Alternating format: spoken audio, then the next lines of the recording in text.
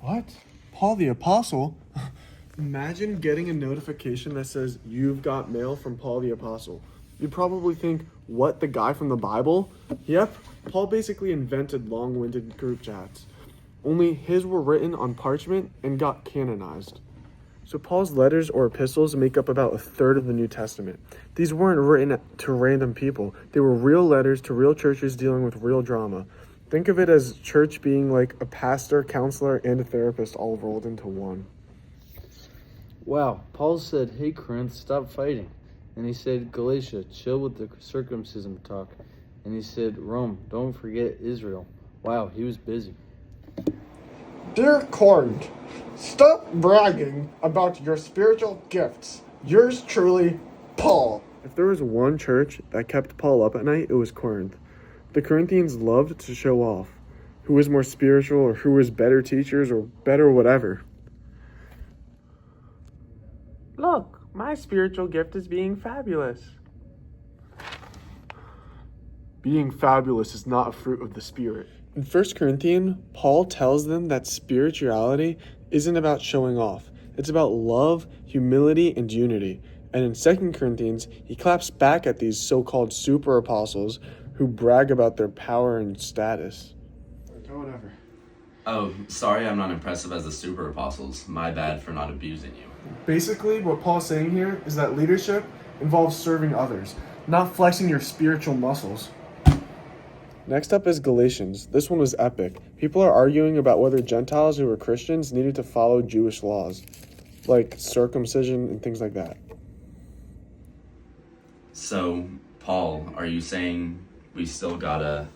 No, absolutely not. Faith in Christ, not surgery, makes you part of God's family.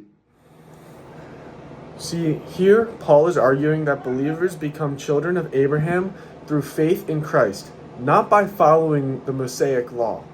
He reminds them that salvation is by grace alone, and unity flows from that shared faith. Jews stay Jews, Gentiles stay Gentiles, but everyone belongs to one church family. Paul's like, y'all, stop dividing over traditions. We've got bigger things to do. Now, let's look at Philippians. Paul wrote this one while in prison, and you'd expect him to sound miserable, right? But instead, it's one of the most joyful letters. He keeps saying things like, rejoice in the Lord always, even when he's chained up. Hey guys, just got arrested again. Anyways, praise Jesus. Exactly. The church in Philippi was strong in faith, but they had a few disagreements, including between two women, Euodia and Syntyche. Paul encourages them to work together, though, and this is just showing that unity matters more than pride or status or anything like that. Tell Euodia and Syntyche to agree in the Lord, and everyone else help them out. Then Paul points to Jesus as the ultimate example of humility. In chapter 2, he says Christ, who is in his very nature God, humbled himself, became a servant, and obeyed, even to death on the cross.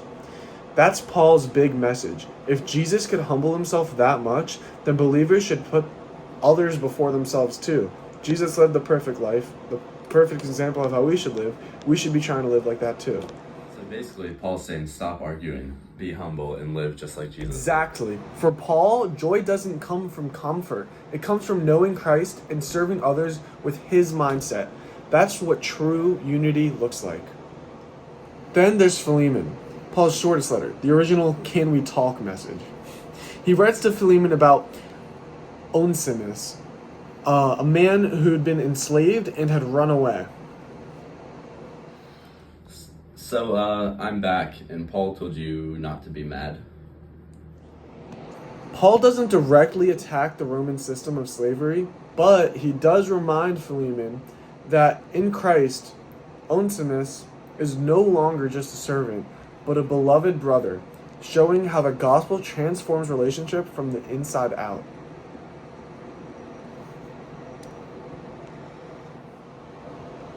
And finally, Romans, Paul's theological mixtape. He's trying to unite Jewish and Gentile Christians in Rome and clear up rumors that he's anti-Jewish. Paul teaches that God's promises to Israel still stands, and his plan for salvation, now fulfilled through Christ, includes both Jews and the Gentiles. God's faithfulness never fails.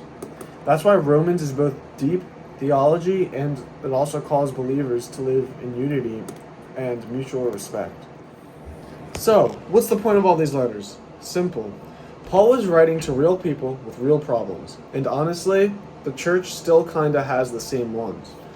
So are we expecting a letter too? Dear modern Christians, humble yourselves and seek the truth. Paul.